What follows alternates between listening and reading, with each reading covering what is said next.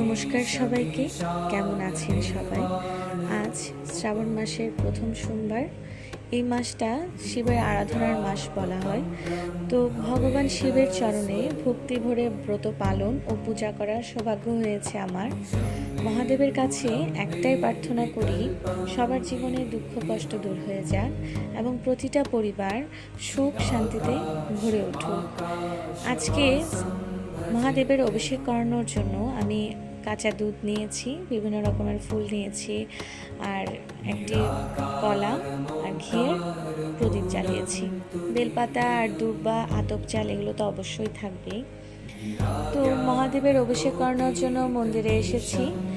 আসার পর দেখতে পারলাম আমাদের জগৎজননী মা, তার মূর্তি তৈরির কাজ শুরু হয়েছে, যেটা দেখে আসলে মনটা ভরে গেল। আস্তে আস্তে শিল্পীদের হাতের ছোঁয়ায় আমাদের জগৎজননী মার রূপ নিচ্ছেন। শ্রাবণ মাসের ভক্তি আর দুর্গাপূজার আগমনী বার্তা যেন একই সাথে আমাদের মনটাকে আনন্দে ভরিয়ে দিচ্ছে।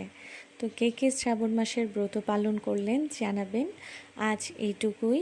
সবাই ভালো থাকবেন, সুস্থ থাকবেন, এটাই কামনা করছি।